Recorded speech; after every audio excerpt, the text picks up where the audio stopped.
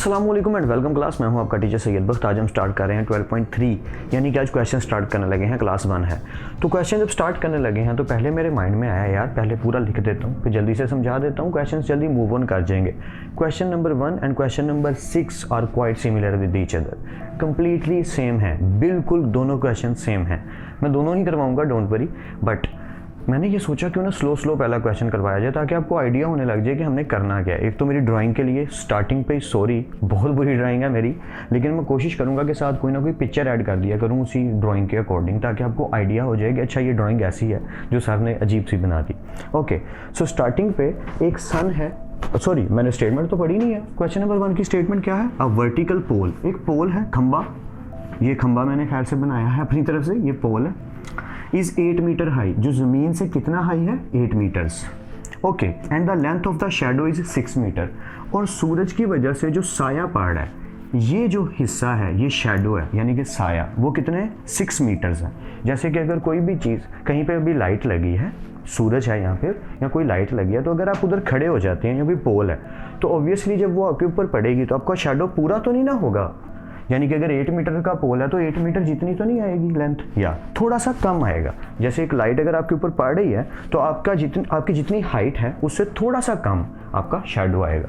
वही सिचुएशन यहाँ पे है कि पोल की हाइट है 8 मीटर्स और उसका शेडो आ रहा है 6 मीटर्स। या आगे क्या बात कहते हैं वो, what is the angle of elevation. अब आप समझिए ज़रा, एलिवेशन क्यों? क्योंकि यहाँ से ऊपर की जानिब, ठीक है, आप समझ रहे होंगे। What is the angle of elevation of the sun at that movement, उस सन की जो इस शेडो के साथ एलिवेशन बन रही है। अगर ये लाइन थोड़ी सी कर्व्ड हो गई हो तो सॉरी, बट ये स्ट्रेट लाइन है। ओके, तो ये स्ट्रेट लाइन जो है इसका एंगल ऑफ क्या बनता है? एलिवेशन। अब आपको समझ आ रही होगी कि हमने वो क्यों पढ़ा था कि ऊपर की जानिब को जो एंगल बनता है उसे कहते हैं एंगल ऑफ एलिवेशन। मैंने इसका नाम अल्फा रख दिया, आप अपनी मर्जी के अकॉर्डिंग कोई भी नेम रख सकते हैं। अब इसे फाइंड कैसे करना है यार? जितनी ट्रिग्नोमेट्री अब तक पढ़ी है ना उस सारी की हेल्प से, और बहुत ही सिंपल सी चीज़ है। ये मैंने मुश्किल बात बोल दी कि सारी की हेल्प से, हमें सिर्फ वो चाहिए जिसके अंदर बेस परिपेंडिकुलर यूज़ हो रहा हो, क्योंकि हमें 2 वैल्यूज़ गिवन है और हमें एंगल फाइंड करना है। या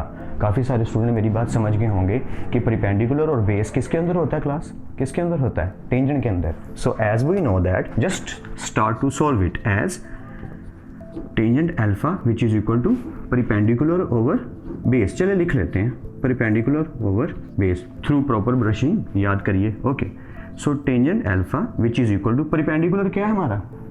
8 मीटर्स, तो अब लिख लीजिए 8, और बेस क्या है हमारी? 6। सिंपल। अब हम क्या करेंगे, अल्फा इधर ही रहेगा और टेंजेंट साहब उधर जाके क्या हो जाएंगे? इनवर्स। आई होप समझ आ रही है। इट्स क्वाइट सिंपल कि आपने क्या किया, tangent alpha is equal to perpendicular over base, perpendicular 8 है और बेस 6, उनको वैसे ही रहने दिया। अब आप इनको डिवाइड कर लीजिए, यहाँ अच्छा वाला कैलकुलेटर है तो डायरेक्ट लिख लीजिए टेंजेंट इनवर्स 8/6, और आपका फाइनल आंसर आई होप आएगा 53 डिग्री एंड 8 मिनट्स। या मेरे ख्याल से मैंने सॉल्व करके देखा था, यही आ रहा था। तो आप रफली पहले कर लीजिए फिर नीट भी कीजिए, आई होप यही आंसर आएगा। सो जल्दी से क्वेश्चन नंबर 6 करते हैं। Welcome back class. जैसा मैंने कहा क्वेश्चन नंबर 6 की जो स्टेटमेंट है उसे रीड आउट करके ही पता चल जाएगा, बिल्कुल सेम क्वेश्चन नंबर 1 की तरह है। तो जल्दी से रीड आउट करते हैं। When the angle between the ground, ये ज़मीन है हमारी ground, and the sun is 30 degree, इसका मतलब ये है कि ये जो ज़मीन है इससे सन जो है वो 30 डिग्री है। किस चीज़ से? क्योंकि ज़मीन तो पूरी है। कहाँ से ले रहा है ये? Flag pole cast the shadow, क्योंकि एक फिर पोल है, एक खंबा है जिस पे फ्लैग लगा है और वो एक शेडो बना रहा है। कितने मीटर लेंथ थी? 40 मीटर लॉन्ग। यानी कि एक खंबा सा लगा है, एक पोल लगा है जिस पे फ्लैग लगा है। फ्लैग का जो पोल होता है आपने देखा होगा, उसकी जो हाइट है वो सन की वजह से ज़मीन पे 30 डिग्री का एंगल बना रही है। यानी कि वो बता दिया कि 30 डिग्री का एंगल बना रही है सन के साथ, और उसकी जो लेंथ है उस शेडो की जो ज़मीन पे पड़ रहा है वो कितनी है? 40 मीटर। तो हमने बताना क्या है? बड़ी सिंपल सी बात, find the height of the top of the flag. हमने बताना है कि ज़मीन से फ्लैग कितना ऊंचा लगा है। तो सिंपल सी बात है, अगर पोल की हाइट पता चल गई तो फ्लैग की हाइट भी पता चल गई, सिंपल। सो काम वही है। अगर गौर से देखें तो अब कौन सी चीज़ हमें लगेगी, कौन सा एंगल यूज़ करेंगे जिसके ज़रिए काम हो जाए? साइन करेंगे, कोस करेंगे, टेंजेंट करेंगे, तो खेलने वाला काम है ना। हाँ, मज़ेदार, क्वाइट ईजी है यार। अगर आप गौर से देखो फिर वही बात आ गई। परपेंडिकुलर फाइंड करना है, बेस अवेलेबल है, एंगल अवेलेबल है, तो तीनों में से दो चीज़ें तो मिल गई, तो तीसरी चीज़ तो खुद ही आ जाएगी। सो एज वही वाला फिर से, एज टेंजेंट अल्फा की जगह मैं क्या लिख देता हूँ 30 डिग्री इज इक्वल टू परिपेंडिकुलर क्या है हमारा हाइट जो हमने फाइंड करनी है, और बेस हमारी क्या है 40 मीटर। It's quite simple.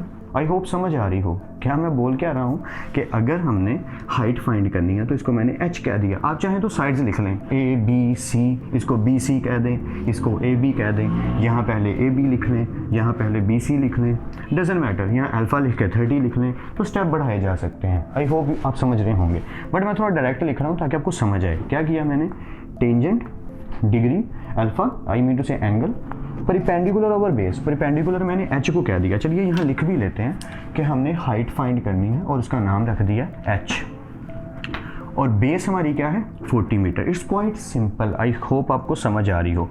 क्या करना है, h उधर ही रहेगा, टेंजेंट 30 की जो भी वैल्यू आती है आपने उसकी वैल्यू निकालनी है और उसको मल्टीप्लाई कर देना है 40 के साथ। आई होप ये बात समझ आ रही है मैं क्या बोल रहा हूँ कि h इधर ही रहा, 40 से आप उधर जाके टेंजेंट 30 के साथ मल्टीप्लाई हो गए। जब आप इन दोनों को मल्टीप्लाई करेंगे तो इसका फाइनल आंसर क्या आएगा, निकाल के देख लेते हैं। तो इसका फाइनल आंसर आएगा 23.1 मीटर्स। आई होप आपने भी निकाल के देखा हो, और अगर नहीं तो प्लीज़ निकाल के देखिए। ऐसा किया कीजिए, मेरे से ना वीडियो को पॉज कर लिया कीजिए, कैलकुलेटर पकड़ा कीजिए और खुद किया कीजिए। इससे क्या होगा, ऐसा लगेगा यार हम मिलके एक ही जगह बैठ के काम कर रहे हैं, तो फीलिंग भी अच्छी आएगी, काम भी हो जाएगा और मैथ का मज़ा भी आएगा। आई होप समझ आ रहा है, बोरिंग तो नहीं लग रहा। आई होप के बोरिंग ना लग रहा हो। मैं कोशिश कर रहा हूँ कि इसको मज़ेदार बना के जितना अच्छे से हो सकता है प्रेजेंट करूँ। आप पे डिपेंड करता है कि आप उसको कितना गेन करते हैं, फिर कितनी प्रैक्टिस करते हैं। ये तो बहुत ही नन्हे मुन्ने ईजी से क्वेश्चन थे, आगे आएंगे थोड़े से खड़ूस किस्म के क्वेश्चंस, बट हम उन्हें ईजीली टैकल कर लेंगे क्योंकि हमें तो समझ है। सो ऐसा करते हैं, नेक्स्ट क्लास में मिलते हैं। तब तक अपना और अपने घर वालों का ख्याल रखिएगा। खुदा आप सबको खुश रखे और कामयाब करे। खूब मेहनत करते रहिए पर स्मार्ट वर्क के साथ। ओके क्लास, अल्लाह हाफिज़ क्लास।